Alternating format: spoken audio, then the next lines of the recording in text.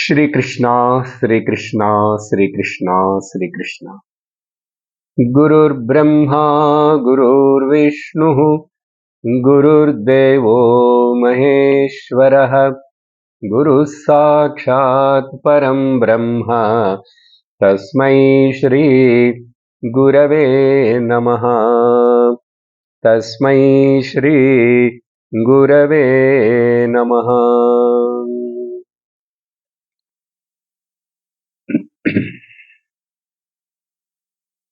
हरि ओम तत्सत्। हरिनारायण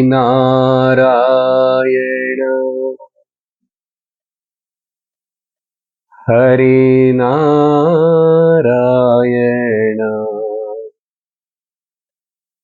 हरिनारायण हरिनारायण हरिनारायण नारायण हरिनारायण हरिनारायण हरिनारायण नारायण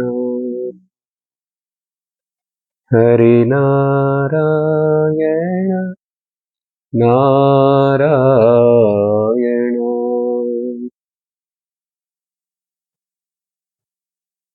భగవాన్ శ్రీమన్నారాయణ బ్రహ్మదేవుడికి సృష్టి ప్రారంభములో 4 శ్లోకములతోటి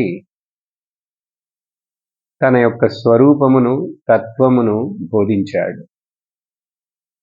ఈ 4 శ్లోకముల యొక్క బోధనకి పేరు చతుశ్లోకి. ఈ 4 శ్లోకాలు భాగవతంలో వచ్చుట చేత చతుశ్లోకి భాగవతం అన్నారు. గడిచిన 2 సత్సంగాల్లో మనం ఉపోద్ఘాతాన్నే వింటున్నాం. బ్రహ్మ ఎలా పుట్టాడు, పుట్టిన తర్వాత ఏం చేశాడు, ఆయనకు భగవాన్ శ్రీమన్నారాయణుడు దర్శనమిచ్చిన తర్వాత ఆ భగవంతుడిని బ్రహ్మదేవుడు ఎట్లా ప్రార్థించాడు, ఆ శ్లోకాలన్నిటినీ మనం చూస్తున్నాం. ఎందుకంటే అవన్నీ తెలిస్తేనే గాని అసలు ఏం జరిగింది, ఇలా భగవంతుడు ఉపదేశం చేయాలంటే, ఆయన అనుగ్రహించాలంటే భక్తుడైనటువంటి ప్రతి ఒక్కడు ఏం చేయాలి, ఇవన్నీ మనకు తెలుస్తాయి. అందుకని మనం ఆ విషయాలన్నిటినీ విన్నాం. ఎప్పుడు బ్రహ్మదేవుడు భగవంతుడిని గురించి ధ్యానిస్తూ ప్రార్థిస్తూ వేడుకున్నాడు. ఆ చివరలో చెప్పినటువంటి ఒక శ్లోకం జ్ఞాపకం చేస్తాను. పోయిన సత్సంగంలో, నువ్వు ఓ ఈశ్వర, నువ్వు నాకు మిత్రుడవు, నాకు హితమును చేయాలని ఆశించేవాడవు, కాబట్టి నన్ను నీతో సమముగా ఆదరించి నా చెయ్యిలో చెయ్యి కలిపి నన్ను ఉత్సాహపరిచి నన్ను ప్రజలను సృష్టి చేయమని చెప్పి నువ్వు ఆజ్ఞాపించావు. నేను ఈ విధంగా వివిధమైనటువంటి ప్రాణుల యొక్క సృష్టిని నువ్వు చెప్పినట్లుగా చేస్తాను. కానీ సృష్టి చేసే సమయంలో నాకు నేను చేస్తున్నాను, నేను గొప్పవాడిని అని అనేటువంటి కర్తృత్వ భావన, భోక్తృత్వ భావన కానీ ఏ గర్వము నా యందు రాకూడదు. నేను స్వతంత్రుడననే భావన నాకు రాకుండా ఉండాలి, గర్వం ఏర్పడకుండా ఉండాలి, అహంకారం ఏర్పడకుండా ఉండాలి అని చెప్పి బ్రహ్మదేవుడు ప్రార్థించాడు. ఇదే విధంగా మనం భక్తులమైనటువంటి మనం భగవంతుడిని కోరుకోవాలి. నేను ఈ లోకంలోకి వచ్చాను ఒక శరీరంతో, ఓ దేవుడా, కానీ ఈ శరీరంతో కొన్ని మరి కార్యాలు చేయాల్సి ఉంటుంది, వ్యవహారములు చేయాల్సి ఉంటుంది. ఏ కార్యములు, వ్యవహారములు, కుటుంబ బాధ్యతలు ఇవన్నీ చేస్తున్నప్పటికి కూడా, పొట్టగూడు కోసం సంపాదన చేస్తున్నప్పటికి కూడా నా యందు ఎటువంటి ఒక అహంకారము, నేను చేస్తున్నాను అనేటువంటి ఆ భావన, ఆ గర్వము నా యందు రాకూడదని మనం కూడా భక్తుడైనటువంటి వాడికి ఇది ఒక ముఖ్యమైన లక్షణం. అలా ప్రార్థించాలి. అప్పుడు ఏమవుతుందంటే మనకు ఈ సంసారం ఒక భారముగా తోచదు. భగవంతుణ్ణి మరవకుండా ఉంటాము. భగవంతుణ్ణి మరవకుండా సంసారము భారము కాకుండా మన జీవితాన్ని మనం గడుపుతూ ఉంటే కాలక్రమంలో ఆ భగవంతుడు మనల్ని అనుగ్రహిస్తాడు. ఎలా అనుగ్రహిస్తాడు ఏమిటనేటువంటిది ఈరోజు మనం 2 శ్లోకాలలో చూస్తాం. ఆ తరువాత ఆ చతుశ్లోకి భాగవత ఉపదేశం మొదలవుతుంది. సో బ్రహ్మదేవుడు ఇట్లా ప్రార్థించిన తర్వాత భగవంతుడు బ్రహ్మదేవుడితోటి ఇలా అన్నాడు. శ్రీ భగవానువాచ జ్ఞానం పరమం గుహ్యం మే యద్విజ్ఞాన సమన్వితం సరహస్యం తదంగం చ గృహాణ గదిదం మయా.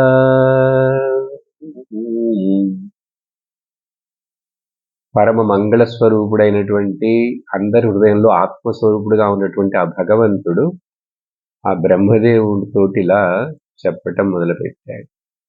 ఇక్కడ బ్రహ్మదేవుడికి చెప్తున్నాడు భగవంతుడంటే అర్థం మన ప్రతి ఒక్కరి కోసం చెప్తున్నాడని గుర్తుంచుకోవాలి.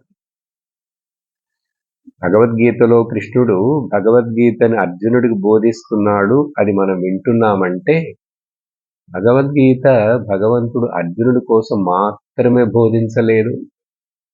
భక్తులైన వాళ్ళందరి కోసము, జిజ్ఞాసులైన వాళ్ళందరి కోసము, మోక్షమును జీవన్ముక్తిని పొందాలని ఆశించే అందరు సాధకుల కోసము ఆ భగవద్గీతని మనం భావించి చదివామంటే తప్పకుండా ఆ భగవంతుడి యొక్క అనుగ్రహం చేత ఏమేర్పడుతుంది. ఈ శ్లోకంలో ఆ విషయం చెప్పబడుతున్నది.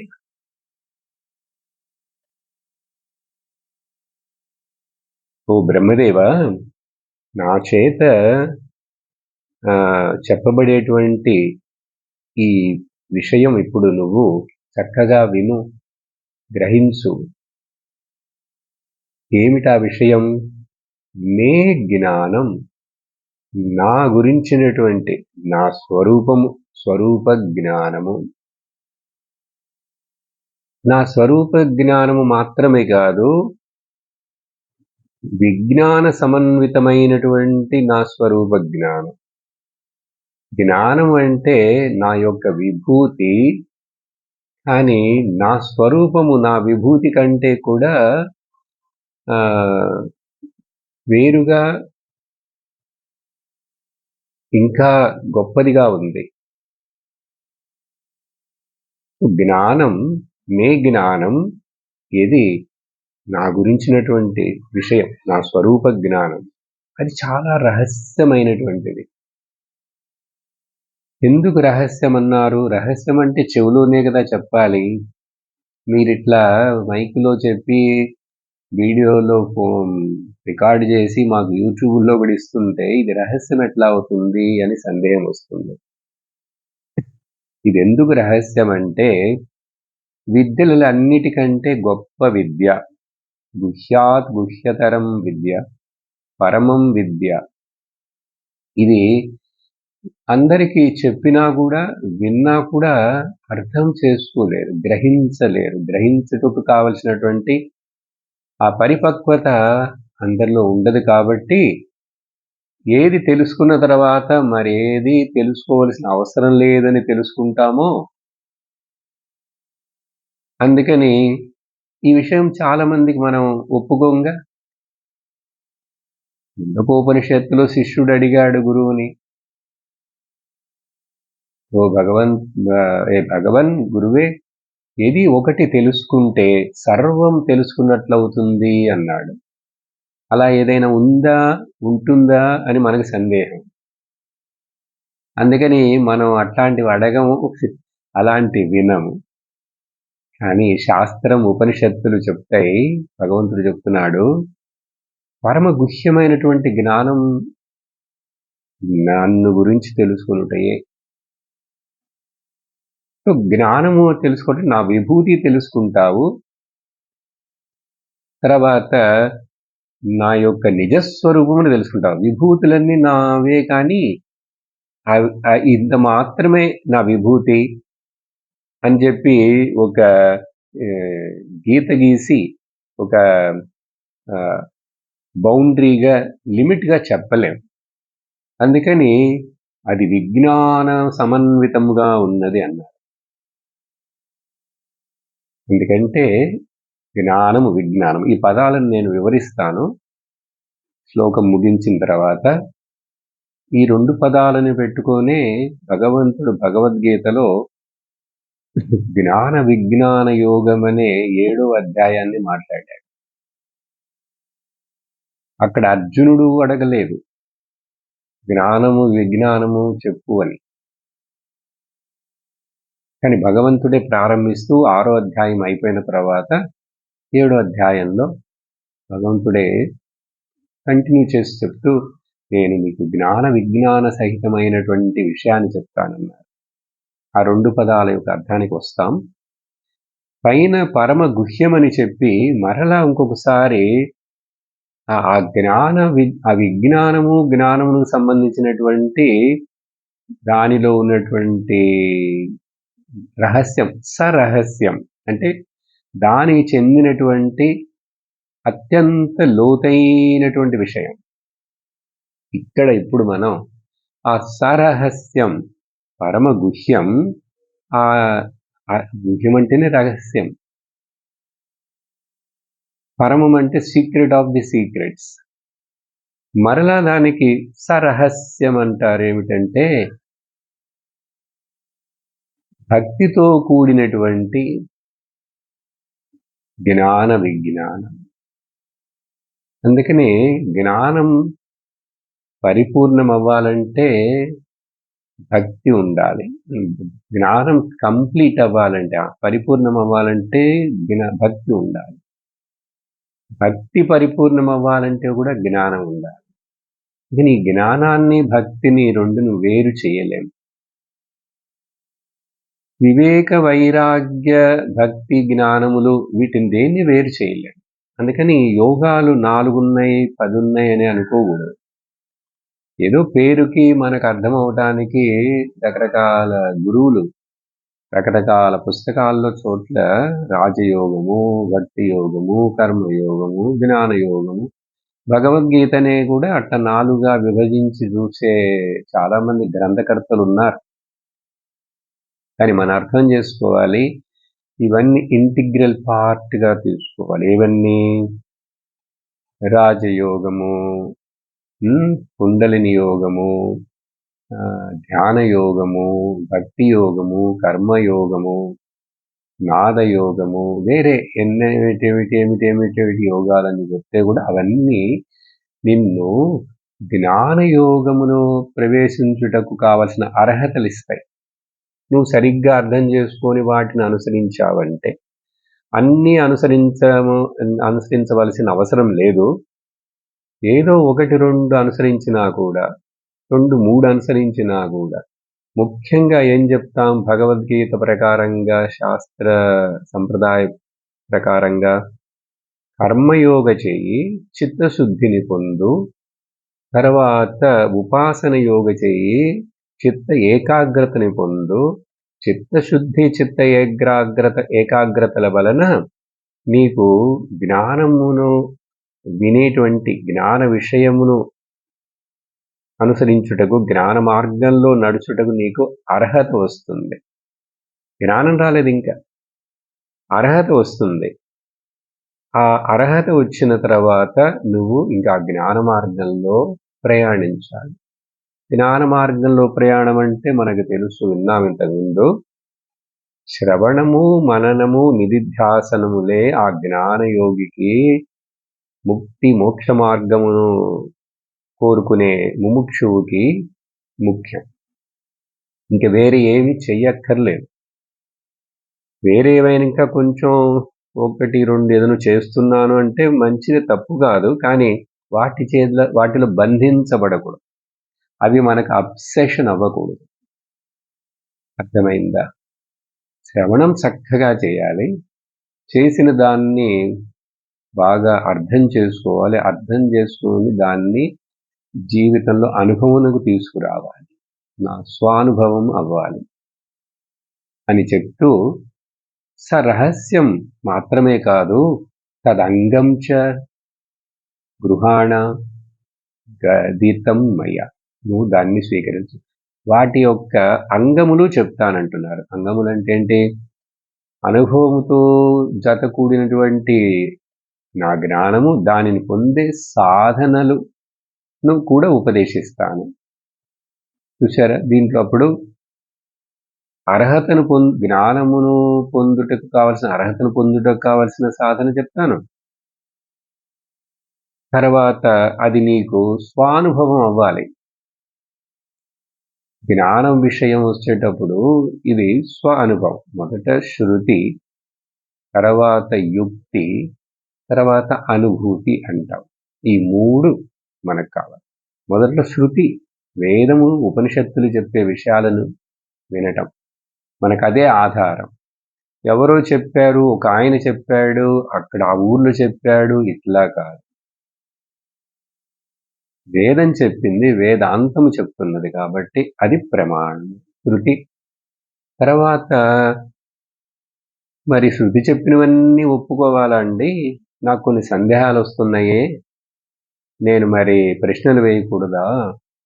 కొంచెం తర్కరూపముగా, లాజిక్గా ఆలోచించకూడదా అంటే ఆలోచించవచ్చు. శాస్త్రం తర్కానికి కూడా, లాజిక్ కూడా, యుక్తికి కూడా చోటిస్తుంది. చాలా అవసరం. వీళ్ళు బ్లైండ్గా బిలీవ్ చేసేయి అని చెప్పి చెప్పలేదు. నువ్వు క్వశ్చన్లు వేసుకో, మననం చేసుకో, దానికి ప్రశ్నకన్నిటికీ సమాధానం వచ్చి నీ విజ్ఞానమయ కోశం, బుద్ధి, మనస్సు బాగా సాటిస్ఫై అవ్వాలి. అక్కడ ఏ రకమైన సందేహం ఉండకూడదు. అందుకని యుక్తి కావాలి. ఆ తర్వాత ఏమిటి? అసలు ఈ జ్ఞానము, విజ్ఞానము అనే ఈ విషయాలు ఎవరి గురించి? దేవుడి గురించి అంటాం మొదల్లో. ఎందుకంటే మనం ఇప్పుడు జీవాత్మని భావిస్తూ ఈ శరీరంలో, ఈ లోకంలో ఇలా సంసారంలో ఉన్నాం కాబట్టి, మన అనుభవం ఇట్లా ఉంది కాబట్టి, పరమాత్మ అనుభవం అంటే ఏమిటి? ఆయన వేరా, నేను వేరా, మరి ఇక్కడ వేరుగా ఉన్నానే అని ఇవన్నీ మొదట్లో మనకు తోస్తాయి కాబట్టి, మనకు అనిపిస్తున్నది కాబట్టి, మొదట దాన్ని అర్థం చేసుకోమని చెప్తుంది శాస్త్రం. చెప్పి తర్వాత ఆ పరమాత్ముడు ఎక్కడో వేరే లేడు అని, అది నీ హృదయమునందే నీవుగానే ఉన్నాడు అని నీకు అనుభవం కావాలి. దాన్ని నువ్వు ఆ జ్ఞాన నిష్ఠను పొందాలి అని చెప్పి ఈ రకంగా అర్థం చేసుకోవాలి. చూడండి ఎంత చక్కటి లోతైన పదాలు వాడారు భగవంతుడు. జ్ఞానం పరమం గుహ్యం మే యద్విజ్ఞాన సమన్వితం సరహస్యం తదంగం చ గృహాణ గరిదం మయా.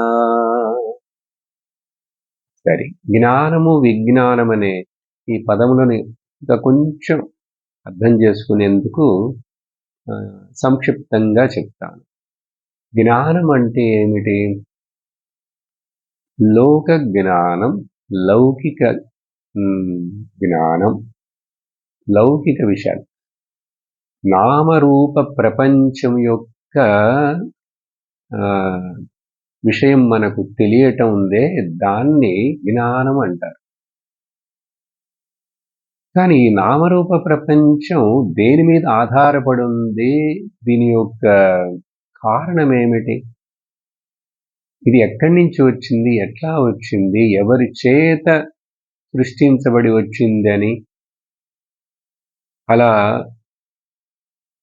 ఆ తరువాత దాన్ని కారణమును తెలుసుకొనటమే విజ్ఞానము. కార్యము ద్వారా కారణమును తెలుసుకోవాలి. అలా తెలుసుకునేటప్పుడు కారణము వేరుగాను కార్యము వేరుగాను లేదని తెలుసుకుంటాం. కార్యకారణం అనేటువంటిది అసలు యాక్చువల్గా అది సత్యమే కాదు, మిథ్యా అని కూడా తెలుసుకుంటాం శాస్త్రం వివరించుట చేత. అందుకని వివేక చూడామణిలో శంకరాచార్యులు వారు ఒక శ్లోకాన్ని చెప్తారు ఈ విషయాన్ని మనకు గుర్తు చేస్తూ. ఏమిటంటే, ఏకమేవ సదనేక కారణం. ఒకే ఒక సద్. ఈ సద్ అనే పదం రాబోతుంది ఆ చతుశ్లోకి భాగవతంలో మొదటి శ్లోకంలో. ఏకమేవ సద్. సద్ అంటే సత్యం, అస్తిత్వం, ఉనికి, ఎగ్జిస్టెన్స్. ఏకమేవ సద్. కారణం, ఒకే ఒక కారణం. అనేకమునకు అనేకము ఉన్నట్లుగా కనిపిస్తూ అనేకం ఉన్నట్లుగా మనకు ఇంద్రియములకు తోస్తున్నట్టు చేసేటువంటి ఆ కారణం ఉందే అది సద్, అది ఒక్కటే. కానీ అనేకం దాని మీద ఉన్నట్లుగా కల్పించబడి ప్రొజెక్ట్ చేయబడి తెలుస్తాయి. కానీ ఈ కారణం ఉందే ఒకటి, ఇది కారణాంతరం. దానికి మరొక కారణం ఉందండి అని అడుగుతాం. దానికి మరొక కారణం లేదు. ఇప్పుడు ఈ నామరూపం అనే కుండ వచ్చుటకు కారణం ఏమిటి? మట్టి కదా. ఇప్పుడు మట్టిని సత్ పరమాత్మగా ఇక్కడ అనుకుందాం, ఉదాహరణ కదా తీసుకుందాం. ఇప్పుడు ఆ ఒక సత్తే అన్నిటిగాను అయినది, అన్నిటిగాను కనపడుతున్నది. ఒక మట్టే సత్ అనేక రకాల సైజుల్లో ఉన్నటువంటి కుండలు, మూకుళ్ళు, దీపాలు, పూతొట్లు, ఇవన్నిటిగా అది ఒకటే, అనేకంగా ఉన్నది. కారణం ఏంటి? కానీ మట్టి ఒకటే. సరే, ఇప్పుడు ప్రశ్న వేస్తాం, ఈ మట్టి సత్తుగా అది మాత్రమే అన్నిటికీ కారణముగా ఉన్నప్పుడు, ఈ ఉదాహరణ చూపించేటప్పుడు జాగ్రత్తగా ఉండాలి. ఈ మట్టిని గురించి చెప్తున్నారు. ఈ మట్టి స్పోర్ట్లో ఇక్కడ చెప్పిన సత్ని మనం పెట్టాలి. సత్ అంటే ఏంటి? అదేంటి? ఒక చిన్న వస్తువా? సత్ అంటే ఉన్నది, ఉన్నది, అన్ని ఉన్నది, ఉన్నది, ఉన్నది, ఉన్నదని. నేను ఉన్నాను, నువ్వు ఉన్నావు, అది ఉన్నది. కాబట్టి ఈ ఉన్నదనేటువంటి దాన్ని అందుకని ఇంగ్లీష్లో ఈజినెస్ అంటారు, లేక ఎగ్జిస్టెన్స్ అంటారు. అది ఒక్కటే, అది ఒక్కటే. కానీ మనం ఇప్పుడు నేను 10 కుండలని చూపించాను అనుకోండి, ఇక్కడ చూపించలేను, మరి ఒకటి చూపించి ఉదాహరణ చెప్తున్నాను. 10, 20, 100 కుండలను చూపిస్తానండి, రకరకాల సైజులు. నేను ఎన్ని రకాల కుండలు ఎన్ని చూపించినాడు బాబు? అన్ని కుండలకి వెనక ఉన్నటువంటిది ఆ కారణం ఆ మట్టే. ఇప్పుడు ఈ అనేక రూపాలుగా ఉన్నటువంటి ఆభరణాలు తీసుకోండి, బంగారంతో చేసిన ఆభరణాలు, రకరకాల నామరూపాలతో ఉన్న ఆభరణాలు గుర్తించి దానికి ఒక పేరు, అది తెలుసు నీకు. చూడంగానే ఇది చెవులకు పెట్టుకుంటే దిద్దులు, ఇది చేతికి పెట్టుకుంటే ఉంగరం, ఇది చేతికి వేసుకుంటే గాజు అని నీకు అన్నీ తెలుస్తుంది. చూడు ఆ నామరూపం, ఆభరణాలు, దాన్ని జ్ఞానం అంటారు. కానీ అన్ని ఆభరణాల వెనక కారణంగా ఉన్నటువంటిది ఏమిటి? అసలు దేని వలన ఇవన్నీ ఇట్లా కనపడుతున్నాయి? ఏమిటి అస్తిత్వం ఇస్తున్నది వీటన్నిటికంటే? బంగారము. అది బంగారమునే అన్నిటికి కారణమని తెలుసుకోవటం విజ్ఞానం. అర్థమైందా? అందుకని ప్రశ్న ఏమిటి? ఈ మట్టికి ఇంకొక కారణం ఏమైనా ఉందండి? భగవంతుడు అన్నిటికీ కారణం అని చెప్తాం. పరమాత్మ అన్నిటికీ కారణం అంటే శాస్త్రం. మరి ఆ పరమాత్మ భగవంతుడికి ఇంకొక కారణం ఏమైనా ఉందా? సకల కారణాయ అకారణాయ. గజేంద్రుడు భాగవతంలో ప్రార్థనలో అదే ఇక్కడ చెప్పబడింది. కారణాంతరం, దానికి ఇంకో కారణమేం లేదు. నువ్వు ఇట్లా దానికేంటి కారణం అని చెప్పి నువ్వు ఇట్లా అడుగుతున్నావంటే నీకు సమాధానం దొరకదు. కారణాంతర, ఏ కారణము లేనటువంటి నిరాశ కారణం, దానికి కారణం లేదు. సో కారణము లేనటువంటి కారణం అది కార్యకారణ విలక్షణం. యాక్చువల్గా చెప్పాను కదా ఇప్పుడు, కాజ్ అండ్ ఎఫెక్ట్, కార్యకారణం అనే మనకు అర్థం అవడానికి చెప్తుంది శాస్త్రం. తర్వాత దాన్ని నెగేట్ చేసి కార్యకారణానికి విలక్షణం. ఇప్పుడు ఏంటి, ఈ కుండలు కార్యంగా ఇట్లా కనపడపోతే ఆ మట్టికి ఏమైనా అయిందా? మట్టి అనుకుంటుందా?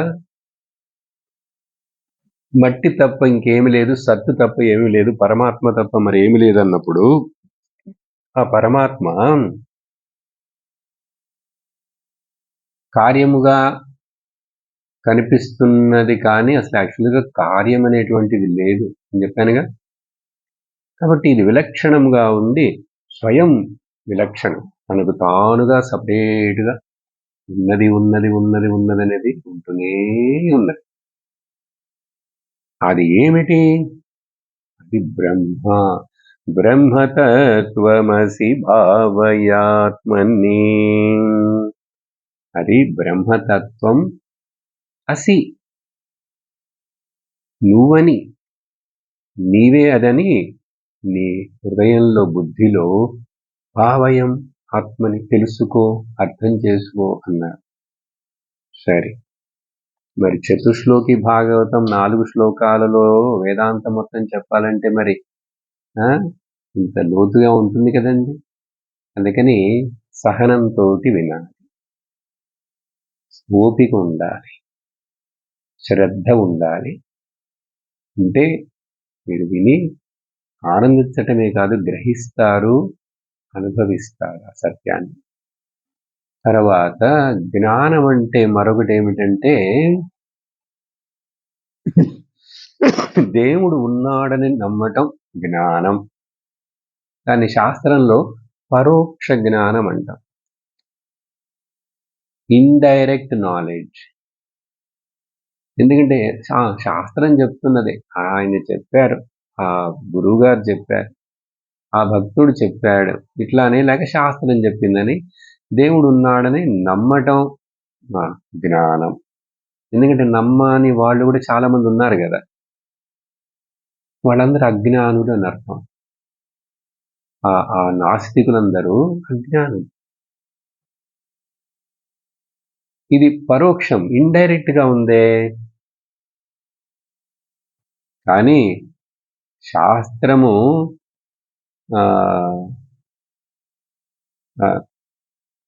విజ్ఞానం అంటే ఏమిటి మరి అప్పుడు? అది పరోక్షము కాదు, నాయందే నేనుగానే స్ఫురిస్తున్నటువంటి ఆ కాన్షియస్నెస్, ఎరుక ఏదైతే ఉన్నదో అదే పరమాత్మ స్వరూపం. నా హృదయం నందే నేను అని అనిపిస్తున్నటువంటి ఆ ఎరుక ఉంది చూసారా, కాన్షియస్నెస్. ఉనికి అంటే ఉన్నానని నాకు తెలుసు, ఎరుక. ఆ ఎరుకే పరమాత్మ అని తెలుసుకొనుట అది విజ్ఞానం. అర్థమైందా? ఇంకొక రకంగా చెప్తాం. శాస్త్రమును అప్పుడు నేనుగా నా హృదయంలో ఉన్నటువంటి నేను అని తోస్తున్న ఆ ఎరుకయే పరమాత్మ అండి. తెలుసుకొనుట విజ్ఞానం. ఇంకో రకంగా చెప్తే శాస్త్రములు వినుట చేత ఎట్లా, చదువుట చేత ఫస్ట్ వినంగానే మనకేదో విషయాలు తెలుస్తున్నాయి కదా. ఇంతకుముందు తెలియదు, ఇప్పుడు వింటున్నాం. ఏదో ఇన్ఫర్మేషన్ తెలిసినట్టుగా మొదల్లో మనకు విషయాలు తెలుస్తున్నాయి.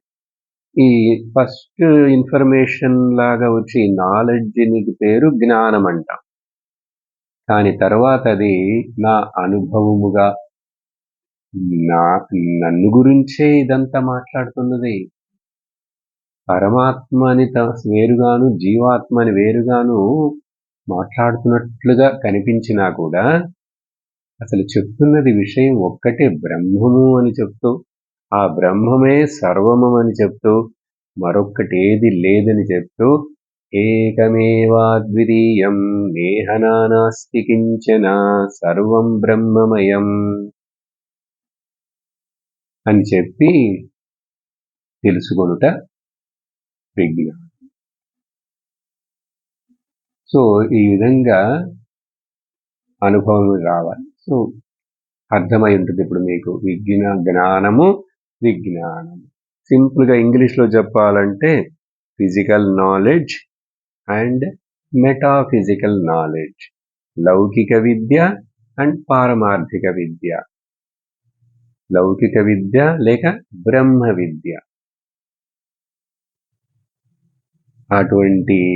అప్పుడు బ్రహ్మ విద్య తెలియకుండా, పారమార్థిక విద్య తెలియకుండా, అంటే ఆ విజ్ఞానము లేకుండా ఉండేటువంటి జ్ఞానము ప్రయోజనం పడదు. జ్ఞానం ఉన్నటువంటి వాళ్ళు నోబెల్ ప్రైజులు పొందేటువంటి వాళ్ళు, పిహెచ్డీలు చేసేటువంటి వాళ్ళు, డబుల్ పిహెచ్డీ చేసేవాళ్ళు ఎంతో మంది లోకల్లో ఉన్నారు. కానీ వాళ్ళందరూ మన ఋషులకు, ఈ జీవన్ముక్తులైనటువంటి జ్ఞానులకు సమం కాదుగా. అందుకని ఆ గొప్ప చదువులు చదివారు, లౌకిక విద్యలు, వాళ్ళందరూ ఆ ఫీల్డ్లో గొప్పే. ఒక సర్జను, డాక్టరు, సైంటిస్టు లౌకిక విద్యలో గొప్పే. కానీ లౌకిక విద్యలన్నీ కూడా అపరావిద్య అని ఉపనిషత్తు చెప్తుంది. అపరావిద్య అన్నీ కూడా అవిద్యలే అని శంకరుడు భాష్యంలో రాస్తారు. అందుకని ఎంత నేర్చినా, ఎంత చూచినా, తెలుసుకోవలసింది తెలుసుకోకపోతే, విజ్ఞానం రాకపోతే వీడు గొప్పలు కొట్టుకుంటాడు, గర్వపడతాడు, ఇతరులను మోసగిస్తూనే ఉంటాడు, అధర్మాన్ని చేస్తూనే ఉంటాడు. అంత చదివి అంత అయిన వాడు కూడా నక్సలైట్ అవుతాడు, లేక టెర్రరిస్ట్ అవుతాడు, హత్యకారుడు అవుతాడు, కుట్రలు చేసిన వాడవుతాడు, మోసం చేస్తాడు, డబ్బు కోసం జీవిస్తాడు. ఇవన్నీ ఉంటాయి. ఏది? లౌకిక విద్యలలో మాత్రమే గొప్పదనాన్ని పొందుతాయి. ఎందుకంటే అక్కడ అహంకారాన్ని తొలగించటానికి కావలసిన ఆ విజ్ఞానము, పరావిద్య, బ్రహ్మ విద్య వీడు చదవలేదు.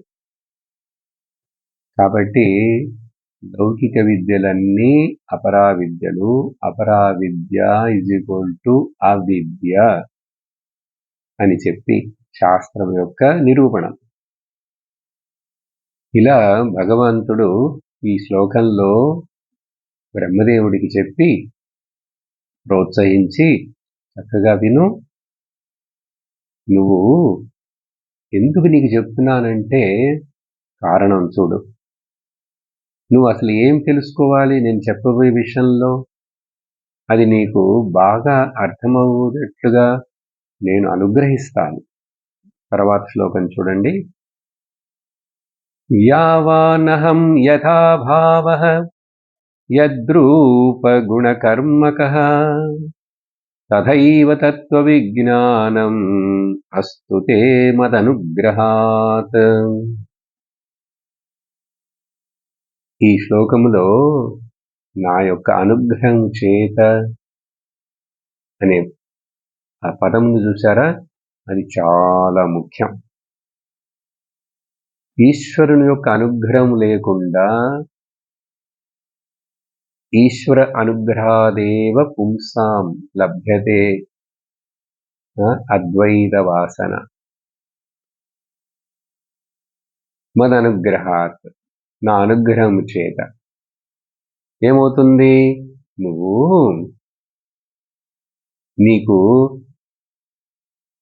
నేను ఎంతటి వాడను, నా యొక్క గొప్పతనం ఏమిటి, నా యొక్క శక్తి ఏమిటి, తర్వాత నా రూపం ఏమిటి, గుణము ఏమిటి, నా కర్మ ఏమిటి అని చెప్పి, అంటే ఇక్కడ నేను అంటే ఏంటి, ఆ నారాయణ రూపంలో ఉన్న చతుర్భుజ విష్ణువు మాత్రమా, లేక దేవకి వసుదేవుల గర్భంలో పుట్టిన శ్రీకృష్ణుడు లాగానా? కాదు, బ్రహ్మపరం. బ్రహ్మముగా తీసుకుంటే ఈ నామరూపాలన్నీ సత్యము కాదని చెప్పాం కదా.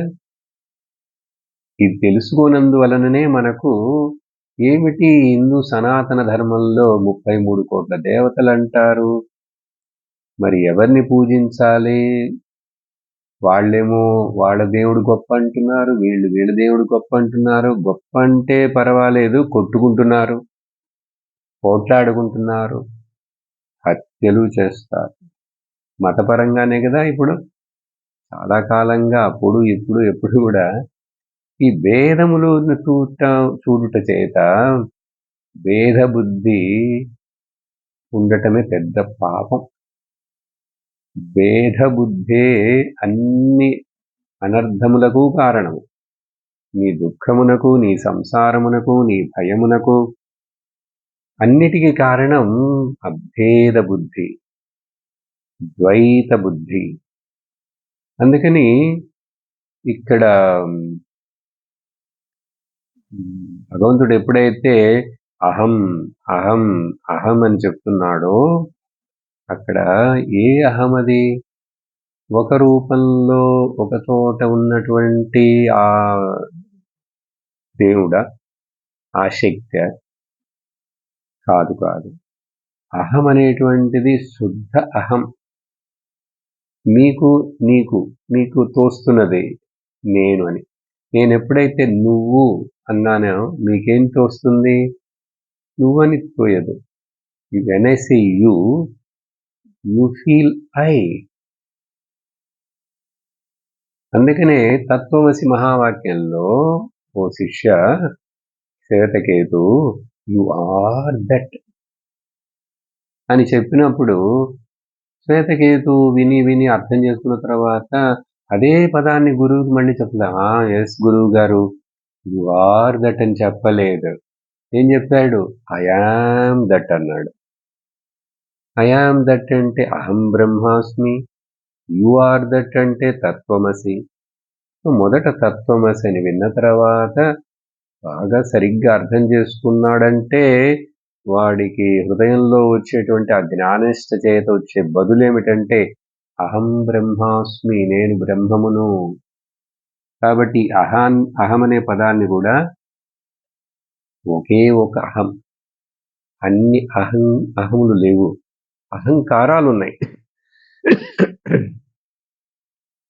ఒక్కొక్క చోట ఒక్కొక్క రూపం నామం వచ్చినప్పుడు అది అక్కడ కాన్షియస్నెస్ దాంట్లో ప్రతిఫలించినప్పుడు, ప్రతిబింబం ఏర్పడంగానే అది అనుకుంటుంది నేను అనే అభిమానం. ఈ అభిమానము, నేను సపరేటు, నేను గొప్పవాడిని, నేను చిన్నవాడిని, నేను ధనవంతుడిని, నేను బీదవాడిని, ఏవైనా, నేను బ్రాహ్మణ క్షత్రియ వైశ్యుని శుద్ధుని, ఏదైనా భావన, ఇవన్నీ ఎక్కడొస్తున్నాయి? ఈ చిన్న నామరూపంలో వస్తున్నాయి. కానీ నామరూపం సత్యం కాదు. ఇది కుండ గర్వపడుతూ, ఇది పోట్లాడుతూ, మిగతా వాడితోటి కాంపిటీషన్ పెట్టుకొని ఇలా ఉంటే మరి దాని గతి ఏంటి? ఇంక జీవితాంతం అదే ఇలా కాంపిటీషను, కట్ త్రోటు, పోట్లాటలు, కంపారిజన్‌లు, గిల్ట్ ఫీలింగు, యా హ్మ్. యారోగెన్స్ ఫీలింగు ఇవన్నీ ఉంటూనే ఉంటాయి. ఎప్పుడు తన నామరూపాన్ని తను మర్చిపోయి, "ఏయ్! అసలు నాకు నామరూపం ఎక్కడుంది? నేను మట్టిని గదా!" అని తెలుసుకున్నదనుకోండి. ఇంక దానికక్కడ బ్రహ్మమైపోయింది. నది ఎక్కడి నుంచో కొండల నుంచి ప్రవహించి వచ్చి ఆ సముద్రంలో కలిసేంత వరకే దానికి ఒక ఇండివిడ్యువాలిటీ. యమునా నది, గంగా నది, కృష్ణా నది మనము పేర్లిచ్చాం. వాటన్నిటికీ రూపాలున్నాయని పురాణాలు చెప్తాయి. అన్నీ కూడా దేవతలే. కానీ చివరికి అన్ని నదులు ఎంత పెద్ద నదైనా, ఎక్కడ పుట్టినా చివరికి అన్నీ వచ్చి సముద్రే అస్తం గచ్చంతి. అట్లా సముద్రంలో కలిసిపోయిన తర్వాత ఆ ఒక్కొక్క నదికి తన పేరు, తన రూపం, తన అస్తిత్వం, వ్యక్తిత్వం ఇవన్నీ ఉంటాయా? అన్నీ కరిగిపోయినాయి. కలిసిపోవుట చేత కరిగిపోయినాయి. ఇప్పుడు ఆ నది బాధపడాలా, సంతోషపడాలా? ఒకవేళ ఆ నది నదిగా ఉంటే సంతోషపడాలి. ఎందుకంటే నేనెంత పెద్ద గొప్ప సముద్రాన్ని అని అంతా నీళ్ళల్లో కలిసి ఆనందిస్తుంది. అదే ఈ జీవుడు, నేను అనే చిన్న అహంకారం ఎప్పుడూ కరిగిపోయి శుద్ధ అహం బ్రహ్మంలో, అందుకనే శుద్ధ అహమునకు పెద్దది అని చెప్పాలంటే పరమాత్మని బ్రహ్మం అనే వేదాంతం పదాన్ని ఉపయోగిస్తుంది. కాబట్టి యావానహం యథా భావః, నేనెంతటి వాడను, నా ఉనికి స్వరూపము ఎట్టిదని, యద్రూప గుణ కర్మకః, నా రూపమేది, గుణములు ఏమిటి అసలు, నేను చేసే పనులేమిటి, నా చేష్టలు, ఈ విషయాలన్నీ తథైవ అవన్నీ తత్వ విజ్ఞానం అస్తుతే, ఆ తత్వం యొక్క కరెక్ట్ అయినటువంటి అండర్స్టాండింగ్. చూడండి, విజ్ఞానం పదం మళ్ళీ ఉపయోగిస్తున్నాడు భగవంతుడు. ఆ తథైవ అదే విధముగా, తథా ఏవ అదే విధముగా, ఉన్నది ఉన్నట్లుగా, మళ్ళీ ఎక్కడ సందేహం రాకూడదు. అట్లా నీకు తెలుస్తుంది, నువ్వు తెలుసుకుంటావు. అలా నువ్వు తెలుసుకొను గాక అస్తు, ఆశీర్వదిస్తున్నాడు భగవంతుడు. విజ్ఞానం అస్తుతే, నీకు అటువంటి జ్ఞానం ఏర్పడుగాక. ఎట్లా? మదనుగ్రహాత్, నా అనుగ్రహం లేకపోతే ఎవరికి కూడా ఇది ఏర్పడదు. అంటే ఏమిటి అర్థం? మరలా నానేమిటి అక్కడ? మద అనుగ్రహం అంటే సమష్టి ఈశ్వర మనల్ని బ్లెస్ చేస్తే, అనుగ్రహిస్తేనే ఈ వ్యష్టి జీవ అజ్ఞానం పోతుంది. ఈ వ్యష్టి జీవ తాను వ్యష్టి జీవను అని అనుకునేటువంటి తప్పైనటువంటి భావన ఎప్పుడు తను వదిలేస్తాడో అప్పుడే తనకు విజ్ఞానం ఏర్పడుతుంది. అప్పుడు దీన్ని ఏమంటారంటే ఇక్కడ అనుగ్రహం అంటాం. భక్తి పరముగా చెప్పాలంటే అనుగ్రహం, కృప, కరుణ, అనుగ్రహం. భగవంతుడు అందరిని అనుగ్రహిస్తుంటాడంటే ఏంటి? ఇక్కడ ఒక చిన్న సూక్ష్మ విషయం. ఎప్పుడు నువ్వు ఆయన్ని పట్టుకుంటావో, పట్టుకోవడాన్ని ఏమంటారంటే గ్రహణాత్. You hold on to him. నువ్వు ఆయన్ని పట్టుకున్నావంటే, ఆయన పాదాలను పట్టుకున్నావంటే, నమ్మావంటే, ఆయన చెప్పి నువ్వు విన్నావంటే, ఓకే, అవతారం తీసుకుని మరి ఈశ్వరుడే కదా వచ్చి చెప్తున్నాడు, భగవద్గీత గాని ఇక్కడ భాగవతం గాని. అప్పుడు గ్రహణాత్, ఇంగ్లీష్లో చెప్పాలంటే when you surrender, when you hold on to, when you catch, then అనుగ్రహం. కాబట్టి అను అనే పదం చూసారా, గ్రహణాత్ అనుగ్రహం. అనుగ్రహం ఎప్పుడు వస్తుంది? అను అంటే ఏంటి? ఫాలో అవుతున్నది. అను, అనుసరతి, అనుసరించు. అను అంటే ఇట్ ఈస్ సపోర్టింగ్, ఈ విధంగా, ఇలా. సో గ్రహణాత్ అనుగ్రహం, చూసారా? అంటే మనం ఈశ్వరుడికి సరెండర్ అవ్వకుండా సమష్టి, ఇక్కడ ఈశ్వరుడు సమష్టి మాయా సహిత బ్రహ్మనికి పేరు ఈశ్వరుడు. అది ఆ ఈశ్వరుడికి పేర్లు వేరువేరుగా పెట్టుకున్నాను మన యొక్క మనకు సౌకర్యం కోసం రూపాలు నామాలు వేరుగా పెట్టుకున్నాను, తప్పు లేదు. కానీ అన్ని తెలియజేసేది అన్ని రూపాలు నామాల ఒక ఈశ్వరుడివే. అందుకని ఆ ఈశ్వరుడుని ఎప్పుడైతే మనం ఇలా నమ్మి ఆయనకి శరణు అయి ఆయన కాళ్ళు పట్టుకొని భక్తిని చేస్తూ అలా ఆయన చెప్పిన విషయాలను వింటూ అర్థం చేసుకుంటూ ఉంటామో అప్పుడు ఆయన యొక్క అనుగ్రహం వస్తుంది. చూశారా? అందుకని నువ్వు సరెండర్ అవ్వకుండా ఈశ్వరుడు యొక్క అనుగ్రహం రాదు. మనకెవరికైనా సందేహం వస్తున్నది, నాకు ఈశ్వరుడు యొక్క అనుగ్రహం ఉందంటారా అని సందేహం వచ్చింది అంటే అర్థం, నాకు ఈశ్వరుడు అనుగ్రహం ఉన్నట్లుగా నాకు అనుభవం ఏర్పడలేదే అంటే అర్థం నువ్వు ఈశ్వరుడికి సరెండర్ అవ్వలేదు. ఈశ్వరుడికి నువ్వు నిజంగా సరెండర్ అయి ఉంటే, సరెండర్ అంటే ఆయన నమ్మి శరణాగతిని చేస్తూ అన్నీ ఆయనే చేస్తున్నాడు, అన్నీ ఆయన కోసమే జరుగుతున్నాయి, నేను నిమిత్త మాత్రం అని ఇలా భావనలో నువ్వు భక్తిని చేస్తూ ఉండుంటే నీకు తప్పకుండా ఈశ్వరుడి యొక్క అనుగ్రహం నీ మీద ప్రసరిస్తున్నదని నీకు అనుభవం అవుతుంది. ఇంకా అర్థం కాలేదు స్వామి మీరు చెప్పేది ఏమిటో అని అనిపిస్తే,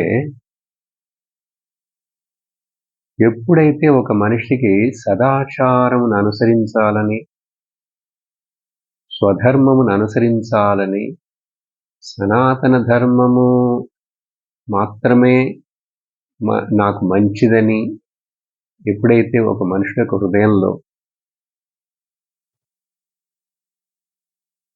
ఆ భావన వస్తుందో, ఈ శరీరము మూలంగా నేను పొందవలసింది ధర్మార్థకామాలు మాత్రమే కాదు, మోక్షమని ఎప్పుడైతే ఒక మనుషుడికి హృదయంలో ఒక ఆలోచన వస్తుందో, సో సదాచారము, సద్ధర్మము, సద్గురు ఆశ్రయము, సద్గ్రంథ పఠనం ఏర్పడుతుందో ఒక మనిషికి, వీటిలో ఏదో ఒకటి ఏర్పడినా కూడా జ్ఞాపకం పెట్టుకోండి, ఈశ్వరుడు అనే అనుగ్రహం మన మీద చక్కగా వర్షిస్తున్నదని అర్థం.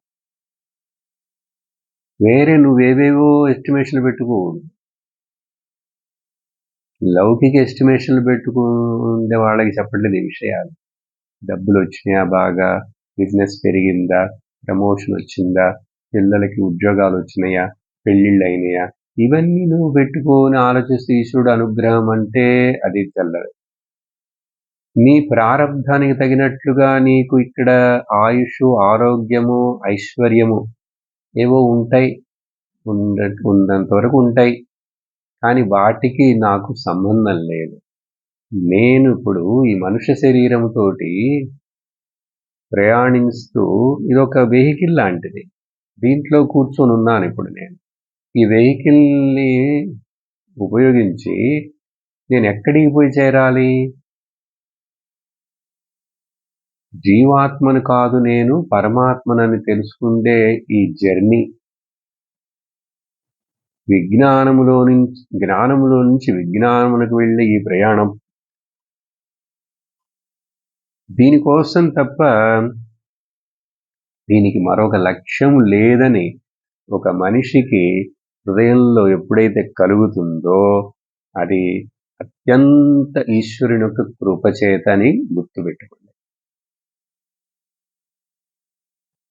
వేరే విధంగా మనకి తెలియదు.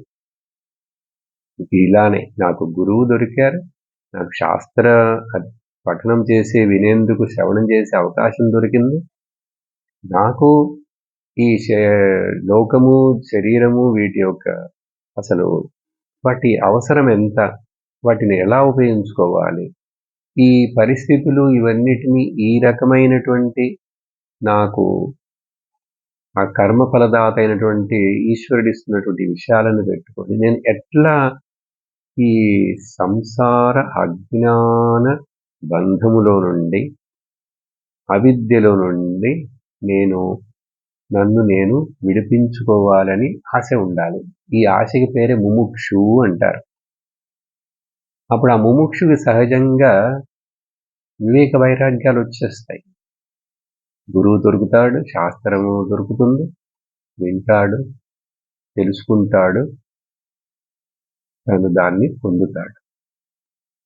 కాబట్టి ఇలా ఇక్కడ భగవంతుడు ఈ మదనుగ్రహాత్, ఇప్పుడు బ్రహ్మదేవుడికి ఎందుకు భగవంతుడు అనుగ్రహించి ఇలా చక్కగా ఉపదేశం చేస్తున్నాడు?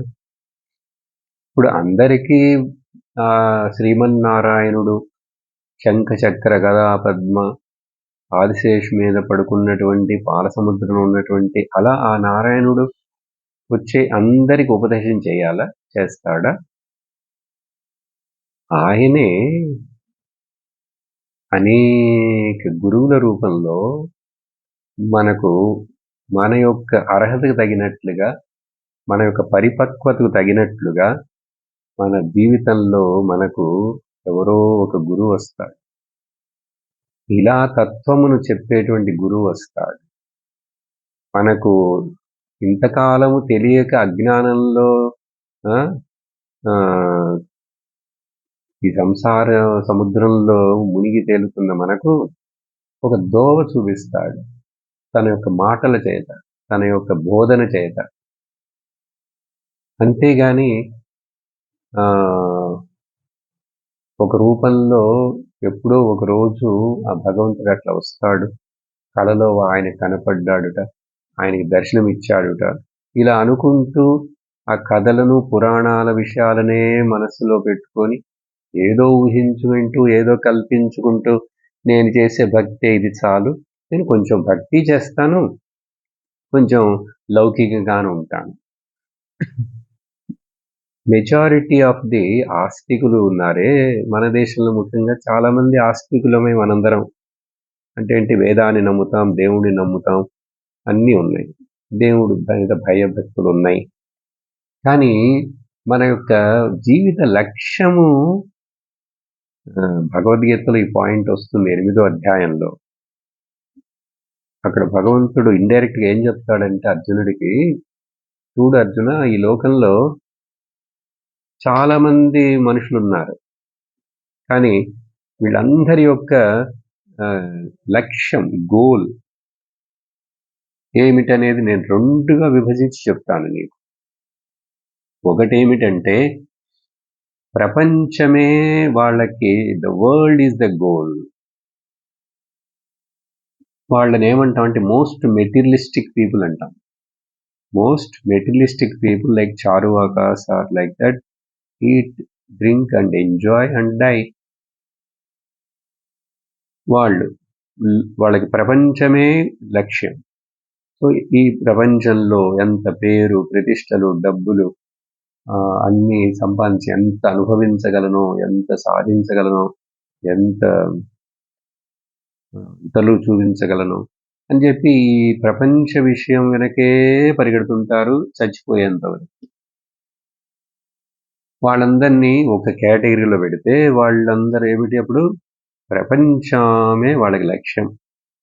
లౌకికులు, ద మోస్ట్ మెటీరియలిస్టిక్ పీపుల్. సరే, ఇంకొక రకం ఏంటంటే వీళ్ళకి లక్ష్యం భగవంతుడు మాత్రమే. The God is the goal. చూసారా, ఈ రెండిటికి చాలా డిఫరెన్స్ ఉంది. రెండు డయాగ్నల్లీ ఆపోజిట్. ప్రపంచం, దేవుడు. ప్రపంచం అంటే ఓన్లీ మెటీరియలిస్టిక్, ఇది స్పిరిచువల్. కానీ ఈ మధ్యలో కొంతమంది ఉన్నారు. అందరూ కొంతమందే ఈ గాడ్ ఓరియంటెడ్. నా లక్ష్యం ఈశ్వరుడుదా, భగవంతుడు. మిగిలినవన్నీ జీవించడం, ఈ శరీరం నిలుచోవడం కోసం, దీనికోసం. ఒకవేళ ఇవన్నీ చేస్తూ నేను ఆ లక్ష్యమైనటువంటి పరమాత్మను నేను ఎలా తెలుసుకొని ఆయన చేరుకోగలను అనేటువంటి దానికోసం ఇవన్నీ ఉపయోగపడాలి. అందుకని బతుకుతున్నాను, అందుకని తింటున్నాను, అందుకని సంపాదించుకుంటున్నాను, అందుకని వస్త్రం వేసుకుంటున్నాను. కాబట్టి లక్ష్యం అది. కానీ ప్రపంచమే లక్ష్యం ఉన్న వాళ్ళ పోకడ వేరు.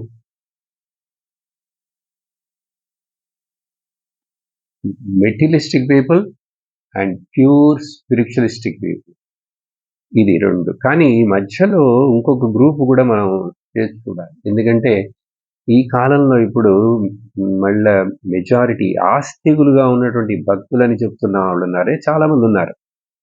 కానీ వీళ్ళందరూ ఎట్లాగంటే సగం లోకం, సగం దేవుడు.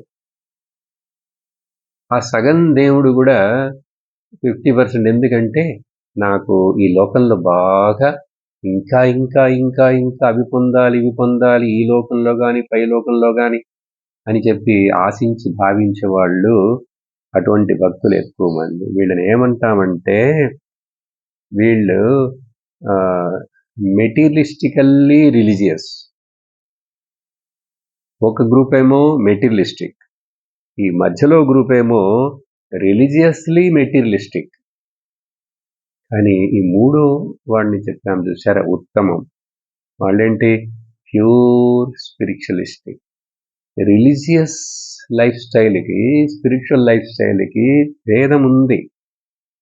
యాక్చువల్గా రిలీజియస్ లైఫ్ స్టైల్లో నుంచి స్పిరిచువల్ లైఫ్ స్టైల్కి పారాడైమ్ షిఫ్ట్ అవ్వాలి మనం. కానీ ఎక్కువ మంది, majority not ready to shift. అది ఎవరికి ఎట్లా జరుగుతుందంటే, ఎవరైతే నిజంగా ఈశ్వరుని లక్ష్యంగా భావిస్తారో, చెప్పాను కదా, వాళ్ళకి అనుగ్రహం ఏర్పడి వాళ్ళు ఆ ఈశ్వరుడిని నమ్మారు, అదే వాళ్ళకి లక్ష్యం, పొందుతారు. నేను దేవుణ్ణి నమ్ముకున్నాను, నాకేమి జరగలేదని చెప్పి భక్తులు ఉన్నారే, నిజమైన భక్తుడు అట్లా చెప్పడు. దేవుని నమ్ముకున్నాను, నాకేమి మంచి జరగలేదా, అసలు నువ్వు ఏదైనా ఇంతో అంతో కొంచెమో గొప్ప నువ్వు ఆనందంగా ఇక్కడ ఏదో తింటూ తిరుగుతున్నావంటేనే ఈశ్వరుడు అనుగ్రహం. ఇప్పుడు ఈశ్వరుడు సార్ మరి మిగతా వాళ్ళందరినీ అసలు అనుగ్రహించడా? ఆయన నమ్మిన వాళ్ళని మాత్రమేనా అంటే అట్లా కాదు. ఆయనకి అసలు నిజంగా చూస్తే అందరూ సమమే. కానీ ఆయన ఏమంటాడంటే, నా దగ్గరికి వస్తే కదా నేను నిన్ను పూర్తిగా నావాణ్ణిగా చేసుకుంటాను. ఆ విభీషణుడు వచ్చాడు, నేనే కావాలని నావాణ్ణిగా చేసుకున్నాను. ఆ సుగ్రీవుడు వచ్చాడు, నువ్వే నాకు రక్షించాలి, కాపాడాలని నేను అతన్ని నా స్నేహితుడిగా, నాలో ఒక వాణ్ణిగా చేసుకున్నాను. చూశారా? అందుకని ఒక్కసారైనా నువ్వు